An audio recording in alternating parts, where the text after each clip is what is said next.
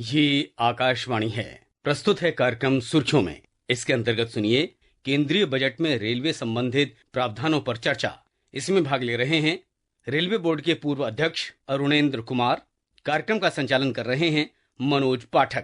आम बजट की घोषणा हो गई, साथ ही रेल के लिए बजट का बेहतर प्रावधान भी कर दिया गया आम बजट में। इस रेल बजट की क्या क्या विशेषताएं हैं, इस बार क्या सब खास होने वाला है, आइए अब हम जानते हैं रेल बजट पर केंद्रीय मंत्री अश्विनी वैष्णव ने क्या प्रतिक्रिया दी है। नए प्रोजेक्ट्स में इन्वेस्टमेंट है 86,458 करोड़ का।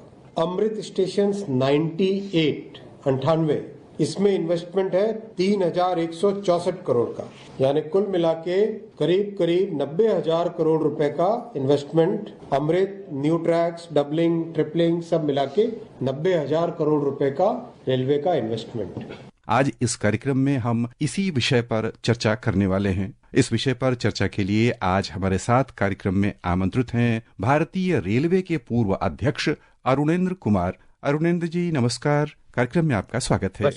सबसे पहले तो हम यही समझना चाहेंगे कि इस बार रेल के लिए जो प्रावधान किया गया है बजट में, वह विगत वर्ष की तुलना में इस बार किन चीजों में अलग है और क्या सब खास इस बजट की विशेषताएं हैं रेलवे के लिए। देखिए, बजट जब पेश किया जाता है तो जनता की नजर दो चीज पे होती है कि पिछली बार का खर्चा और जो घोषणाएं हुई थी उसका क्या हुआ और आगे क्या होने वाली है। सबसे पहले खुशी की बात यह है कि भारतीय रेल ने जो घोषणा की थी कि कितना हम पैसा कमाएंगे, कितना खर्चा करेंगे, वो उन्होंने पूरी तरह से अनुमानित दर के हिसाब से प्राप्त किया है। कहना चाहिए कि अगर उन्होंने कहा था कि हम 1635 मिलियन टन करेंगे तो उतना उन्होंने कर दिया है और अगले साल 1700 मिलियन टन माल भाड़े की उपार्जन करने की बात हो रही है। और जहां तक रेवेन्यू की बात है तो रेवेन्यू में भी उन्होंने कहा था कि हम 2,89,000 करोड़ रुपए इकट्ठे करेंगे, जो उन्होंने पूरे इकट्ठे कर लिए हैं, करीब 600 करोड़ रुपए अनुमानित दर से ज्यादा। तो ये तो बजट पुराने वर्ष की बात रही और अगले वर्ष में आने के लिए बड़ी महत्वाकांक्षी धन उपार्जन की योजना है, क्योंकि यात्री भाड़े से पहले 80,000 करोड़ रुपए का अनुमान था, जो उसके पिछले साल 70,500 था, अब बढ़ के 92,800 करोड़, यानी 80,000 पे 12,800 करोड़ रुपए पैसेंजर में जो उछाल दिख रहा है 2 वर्षों से, वो आगे आने की इस वर्ष में उम्मीद है। साथ ही साथ माल भाड़े में 1,80,000 करोड़ का जो पिछले वर्ष का अनुमान था, जो प्राप्त भी हो रहा है, इस बार 1,88,000, क्योंकि रेलवे जो है माल भाड़े से ही अपना फायदा कमाती है और यात्री भाड़े में थोड़ा नुकसान होता है, तो ये भी इसमें बढ़त हो रही है। कुल मिला के अगर देखा जाए तो 2,78,600 करोड़ रुपए की जगह हम रेलवे उपार्जन कर रहेगी 3,01,400 करोड़, यानी 3 लाख करोड़ सालाना। रेलवे का इस साल पहली बार 3 लाख करोड़ का जो आंकड़ा है वो पार हो रहा है। तो ये तो हुई हमारे बजट के कितना खर्चा और कितना वो आएगा। जी। और हमारा खर्चा भी करीब करीब उतना ही पहुंच रहा है, क्योंकि खर्चा भी वो बजट को जितना हम आता है उसी हिसाब से बनाया जाता है। ये तो हमारे बजट की बात हुई। अब बात उठती है कि जनता को किस रूप में मिलने वाला है। तो सबसे बड़ी चीज जो है इस साल जो रोल आउट होगी कि भारतवर्ष में पूरा विद्युतीकरण हो जाएगा। जितना जरूरत थी उतनी पूरी कंप्लीट हो जाएगी, जिससे ग्रीन रेलवे मानी जाएगी भारतीय, कोई जीरो कार्बन एमिशन के हिसाब से। दूसरी चीज जो दिखेगी, जो कि वंदे भारत ट्रेन ने भारत में काफी इंटरनेशनल स्टैंडर्ड के हिसाब से आगे बढ़ते हुए गए हैं, तो इस बार शयनयान सेवा भी शुरू होने का पूरा तैयारी हो चुकी है। इसकी ट्रायल्स वगैरह भी हो रही हैं और इस वर्ष 55 गाड़ियों का प्लानिंग की गई है, जो कि रोल आउट की जाएंगी। ये दो महत्वपूर्ण चीज है। साथ साथ सेफ्टी की बात भी है। सेफ्टी मतलब कवच के बारे में हर कोई कहता है कि यात्री में कोलिजन्स के बारे में कुछ ध्यान दिया जाए। तो आप ये जो घोषणा है कि भारत में भारतीय रेल दिल्ली बम्बई और दिल्ली कलकत्ता 2 मार्गों पर पूरी तरह से कवच प्रणाली लागू करने का प्लान है, जो कि उम्मीद है कि पूरा भी हो जाएगा और काफी इस पे फंड्स की एलोकेशन भी किया गया है। ये मोटी मोटी चीजें हैं। बाकी और भी चीजें हैं, जैसे स्टेशन रीडेवलपमेंट की बात हो रही है। मतलब आप जब स्टेशन में जाए तो लगे कोई अच्छी चीज बनी है। तो 1300 स्टेशनों में 4 सालों में धीरे धीरे खर्चा करके बढ़ाया जाएगा। इस साल 12,000 करोड़ रुपया कस्टमर एमेनिटीज पे खर्च होने का प्रावधान है। 12,000 करोड़ रुपए, ये बहुत बड़ी चीज है। जहां तक डब्बे बनाने की बात है, आखिर में जनता ये चाहेगी कि साहब नॉन एसी और जनरल और स्लीपर कोच जिसमें यात्री ज्यादातर सफर करते हैं, इसके बारे में क्या रेलवे की योजना है। तो रेलवे अगले 2 वर्षों में 17,500 नॉन एसी, जनरल और स्लीपर डब्बे बनाएगी। ये बहुत बड़ी फिगर है, क्योंकि एक साल में हम करीब 9,000 डब्बे बनाते हैं। तो ये जो डब्बे अब बनाए जाएंगे ये लो इनकम ग्रुप के लिए होंगे और उनको वेटिंग लिस्ट कम हो और उनको जगह मिले, इसके लिए एक बहुत बड़ी चीज है। ये आने वाले हैं।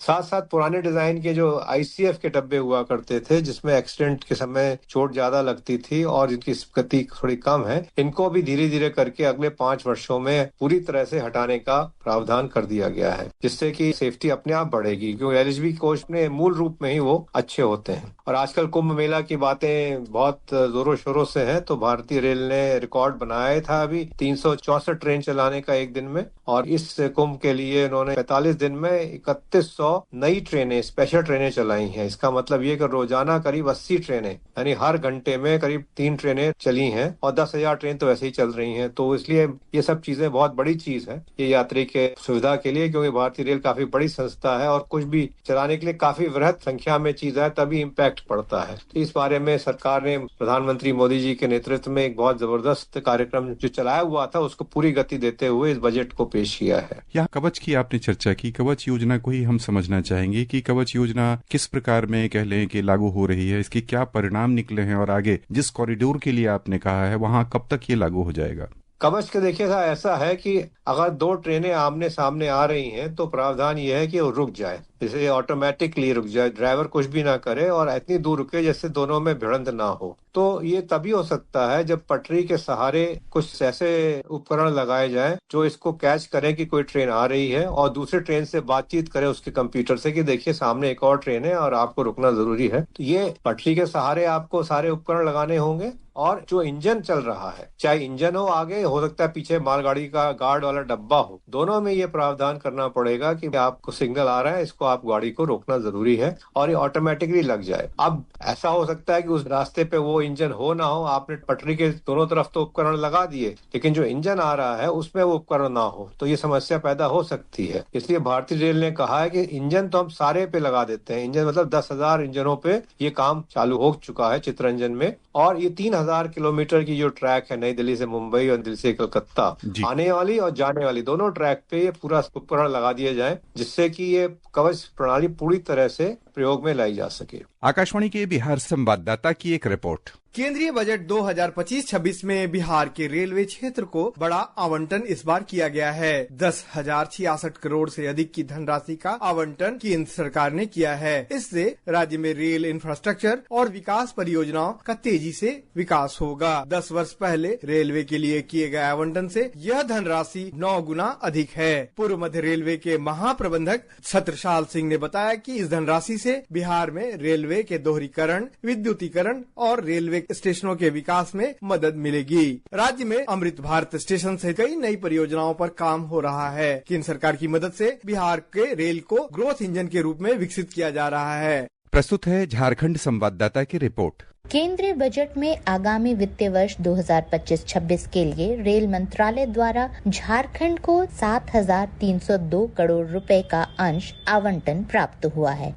वर्ष 2009 से 14 के दौरान प्राप्त 457 करोड़ रुपए के वार्षिक औसत बजट की तुलना में 2014 से लेकर 2025 की अवधि में प्राप्त नया बजट आवंटन उससे लगभग 16 गुना अधिक है। 2014 के बाद से झारखंड में लगभग 1,311 किलोमीटर नई पटरियों का निर्माण किया गया है, जबकि रेलवे नेटवर्क का 100% विद्युतीकरण किया जा चुका है। 56,694 करोड़ रुपए की लागत से झारखंड में फिलहाल 34 प्रोजेक्ट्स पर काम चल रहा है। इसके साथ ही 1,147 करोड़ रुपए की लागत से रांची, हटिया और टाटानगर जमशेदपुर स्टेशन के पुनर्विकास का काम भी हो रहा है। झारखंड राज्य के 57 स्टेशन को अमृत स्टेशन के रूप में विकसित किया जा रहा है। साथ ही साथ 14 जिलों से गुजरते हुए लगभग 22 अनूठे स्टेशन पर 12 वंदे भारत ट्रेनों का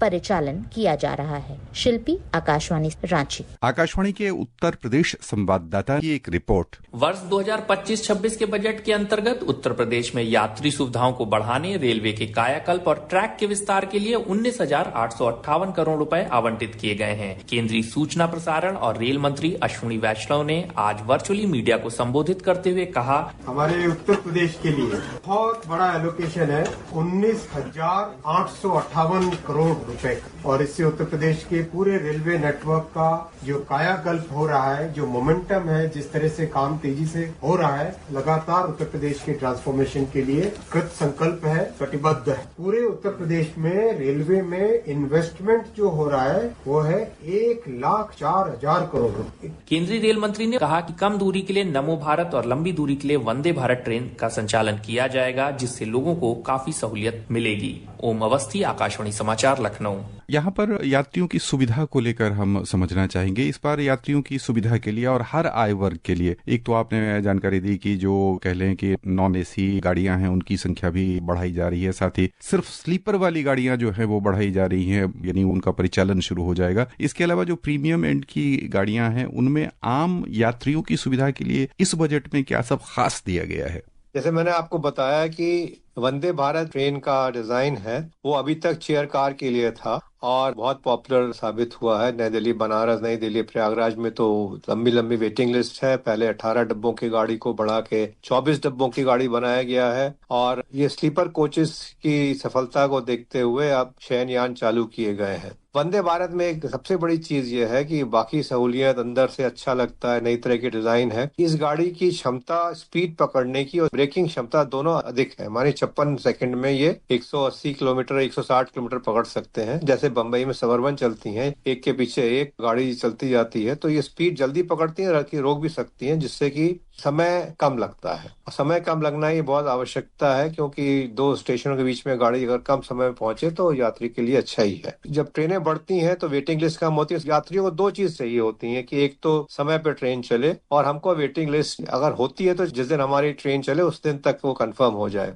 इसीलिए नई गाड़ियां चलाई जाती हैं, स्पेशल ट्रेन चलाई जाती हैं और इसकी कैपेसिटी 24 डब्बों की होने के साथ साथ इसमें पैसेंजर स्लीपर की उम्मीद है कि बाई बर्थ का डिजाइन जब रोल आउट किया जाएगा तो पता चल जाएगा। बट ये ट्रेनें जल्दी पहुंचाएंगी आपको, तो उस हिसाब से ये अच्छा रहेगा यात्रियों के लिए। साथ साथ खाना एक विषय रहा है जिसमें शिकायत काफी मिलती है और हर तरह के यात्री भारतीय रेल ले जाती है, तो वो चीज को भी ध्यान में रखते हुए कैटरिंग की सुविधा के लिए भी IRCTC ने काफी प्रयास किए हैं। करीब 16 लाख खाने रोजाना बनाते हैं और इतनी बृहद संख्या में हो सकता है कुछ कमी रह जाए। यहाँ हम ये समझना चाहेंगे आपके माध्यम से कि फॉग यानी धुंध जब हुआ करती है तो उसमें समस्या गाड़ियों को होती है। क्या इससे निकलने का, इसके समाधान का कोई उपाय हमारे पास है या उस दिशा में हम कदम उठा रहे हैं? तकनीकी रूप से हम सक्षम उस दिशा में हो सके, इसके लिए कोई प्रयास हो रहा है?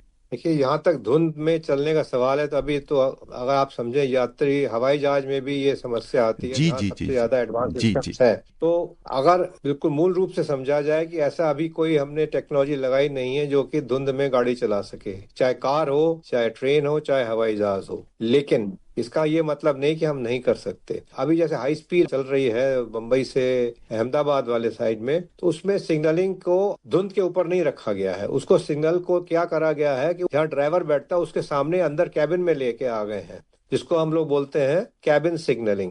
कैब सिग्नलिंग मतलब आपको बाहर देखने की जरूरत नहीं है, आपको अंदर ही देखना है और सारे सिग्नल जो है कंट्रोल सेंटर से कंट्रोल होते हैं। कार से जाते हैं तो हम रेड लाइट देखते हैं, भाई रुक जाइए, ग्रीन है चल दीजिए। अब ड्राइवर को आगे नहीं देखने की जरूरत है, उसको अपने इसमें ही देखने की जरूरत है। अंदर इतना ज्यादा कोहरा है कि आप कोई अगर आदमी सड़क पे आ जाए तब तो नहीं चेक कर पाएगा, या कोई जानवर आ जाए तब तो नहीं देख पाएगा। तो थोड़ा बहुत दिखना तो चाहिए जरूर उसको भी, लेकिन कैब सिग्नलिंग एक रास्ता है और कैब सिग्नलिंग तब इस्तेमाल की जाती है जब ये पूरा सिस्टम ही सिग्नलिंग का बदल जाए। ये तो हुई हमारी चाहने की बात। लेकिन अभी जो नई चीज बनाई जा रही है कवच, इसमें भी सिग्नल रिपीटर सिस्टम बनाया गया है कि आपको पता चल जाए कि आगे का सिग्नल कैसा है, ग्रीन है, येलो है या रेड है। तो इस पे काम हो रहा है, लेकिन आपको अभी सामने या हमको इतनी जल्दी दिख के नहीं आएगा क्योंकि पूरा भारतीय 70,000 किलोमीटर का जो रूट है सब पे होता हुआ दिखे। और जहां तक कोहरा अगर आप समझे लिमिटेड रूप में ये दिल्ली के आसपास या उत्तर भारत में ज्यादा होता है तो वहां पहले लगाया जाए। इस पे अभी प्रयास मतलब उस नजर से जारी नहीं हुआ, बिकॉज उसके लिए पूरा सिग्नलिंग सिस्टम को उखाड़ के दूसरा लगाना पड़ेगा। तो अवेलेबल है सिस्टम, इसलिए हाई स्पीड वाले रूट पे लगाया गया है, इस पे अभी नहीं पहुंचे हैं। श्रोताओं को आपने बहुत अच्छी जानकारियां दी, बजट की विशेषताएं आपने जानकारी दी। आने वाले दिनों में